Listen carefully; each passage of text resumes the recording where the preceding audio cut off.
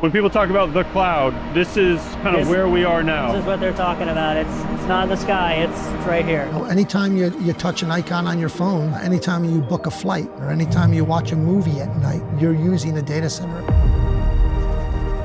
There's a big division in the county about how data centers impact their lives, and I think that we've gone overboard. We're trying to get balance. We know we need data centers. This phone I'm holding in my hand right now uses data centers, but that's not the point.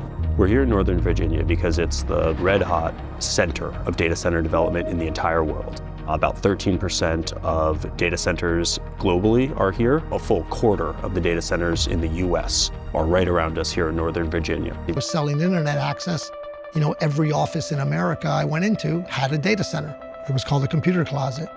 And as kind of the internet grew and people realized, I can't have this critical data, this application, in some room where there's a pipe overhead and it could burst at any time. And that's what gave rise to third-party data centers where customers could rent space and put their equipment in a purpose-built master plan type of building that would ensure that their data, their application would survive, 100% uptime, would always be powered, would always be cooled.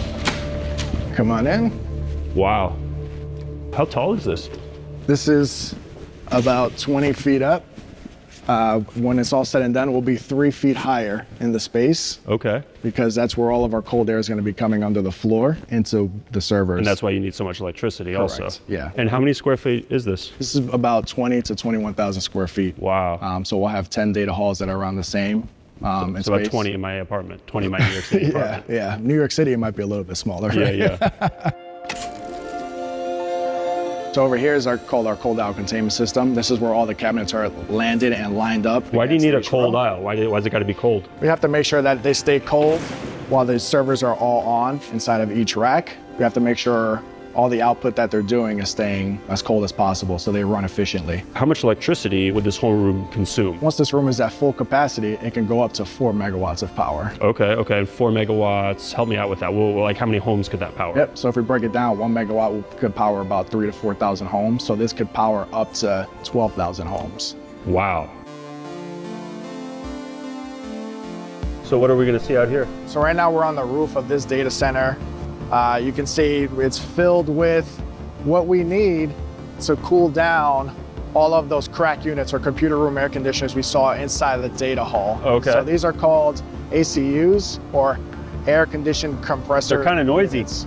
Yes, they're very noisy. That's why we kind of have the walls. Okay. It kind of boxes in the sound. Okay. Because we keep the residents in mind. So we try and make sure the sound is as buffered in as possible.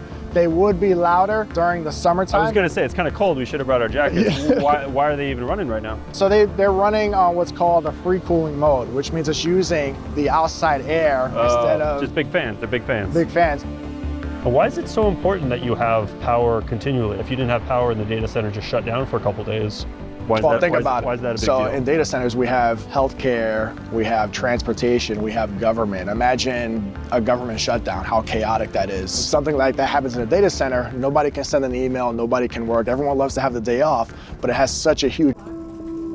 So hyperscalers are the big tech firms like Google, Microsoft, and Amazon. Some of those types of companies want to build data center campuses that use 5 gigawatts of electricity. That's a huge amount. It's as much as entire cities like Miami or Atlanta. Right now, Virginia, where Data Center Alley is, uses about 5 gigawatts of electricity for all of its data centers. That's a lot, and enough to power about half the homes in the state. So the power company that has to generate and transmit all that power, Dominion Energy, they say that this trend is going to continue and that data centers in development in its pipeline are going to require another 40 gigawatts.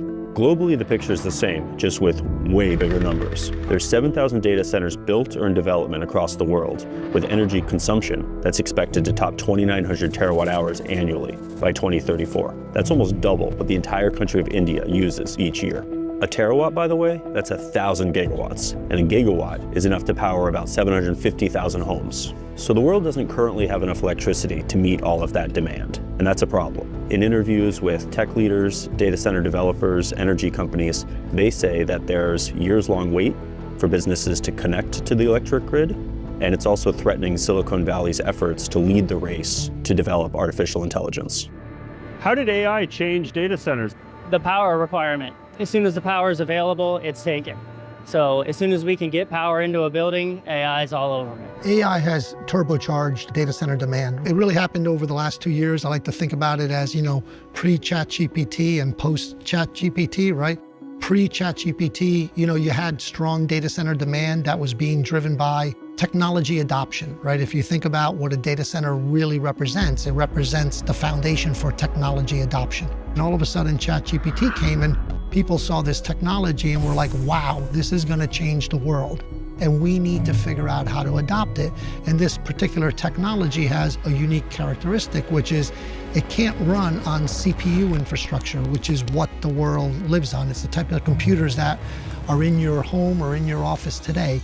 It has to run on GPU infrastructure, which is kind of a parallel processing type of architecture, obviously most famously known by NVIDIA.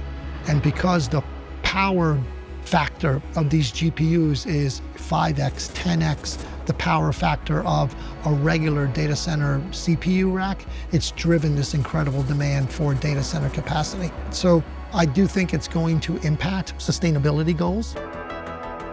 My vision of the future is mixed. We're at the beginning of in my view, a multi-decade, multi-century engagement with technology. It's the first time, certainly in human experience, that we've had this amount of power at our fingertips, and kind of things are accelerating, right? But I would hope that we don't lose our humanity in that respect, and that we still want to engage with the world beyond a digital screen, beyond a digital experience, that, the real experience is still better than a digital one. And I certainly hope that we as a species make good decisions.